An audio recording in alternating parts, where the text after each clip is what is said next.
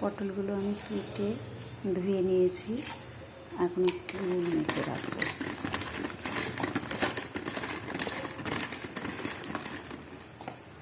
এখানে আমি আমার হাতের মাপে 1 মুঠ চাল অর্থাৎ অল্প 4 ভাগের 1 ভাগ একটা চাল নিয়ে ধুয়ে জল ঝরিয়ে রাখবো।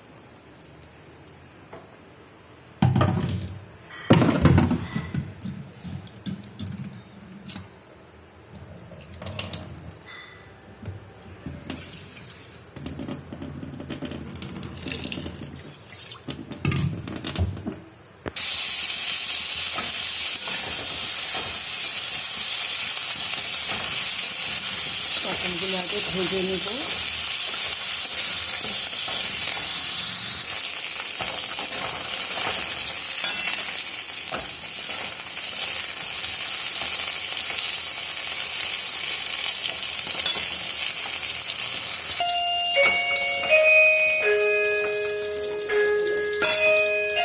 এবার পটলগুলো তুলে দিয়ে ওই তেলেই চালগুলো ভেজে নিলাম।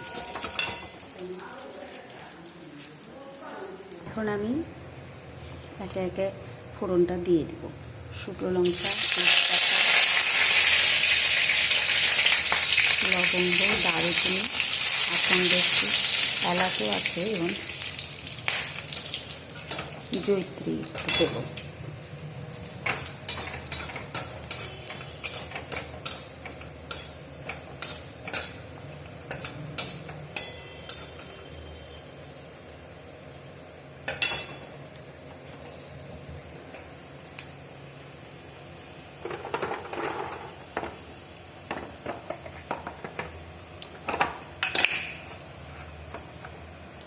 এরপর এর মধ্যে একটু জিরা ফোড়ন দিয়ে দেব।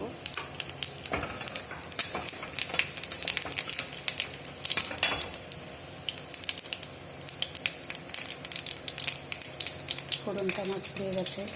এখন আমি এর মধ্যে শুকনো লঙ্কার গুঁড়ো, জিরার গুঁড়ো, আদা বাটা আর ধনে গুঁড়ো গরম জল দিয়ে ভিজিয়ে রেখেছিলাম।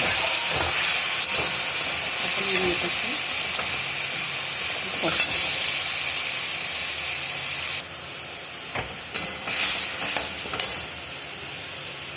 এখন আমি এই মশলার সঙ্গে একটু কাজু বাটা, সঙ্গে আমার একটু কিশমিশ ভিজানো ছিল, ওটা আমি দিয়ে দিলাম।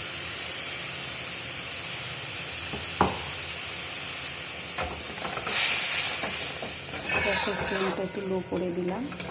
এখন এটা ধীরে ধীরে ভাজবো।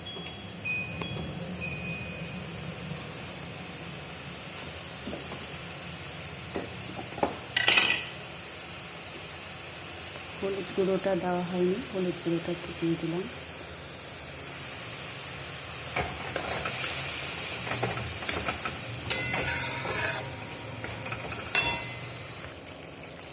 এখন আমি এর মধ্যে 1 চামচ টক দই ফেটিয়ে দিয়ে দিলাম। গ্যাসটা যদিও কম করে রেখেছি, দইটা ফ্রিজের ছিল না, তাহলে এখন একটু ধীরে ধীরে করবো, কারণ দইটা না হলে আবার ফেটে যাবে।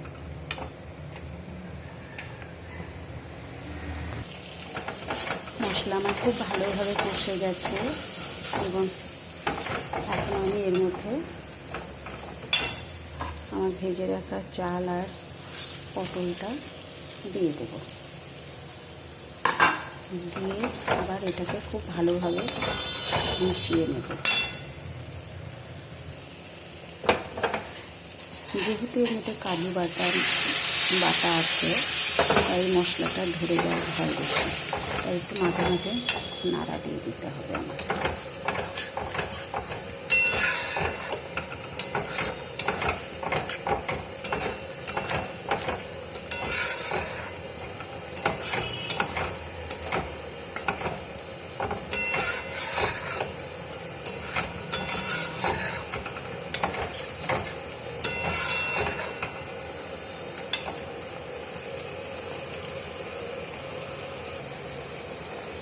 এখন আমি এর মধ্যে স্বাদ অনুযায়ী লবণ দিয়ে দেব।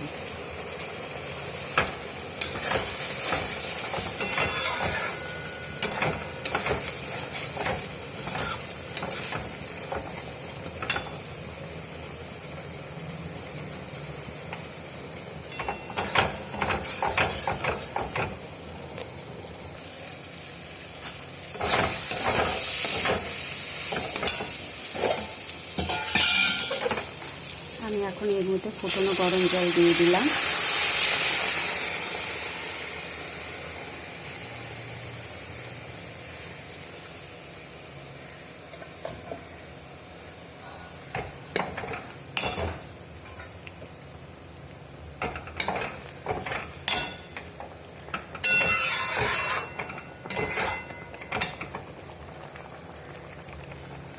দুটো কাঁচা লঙ্কা দিই।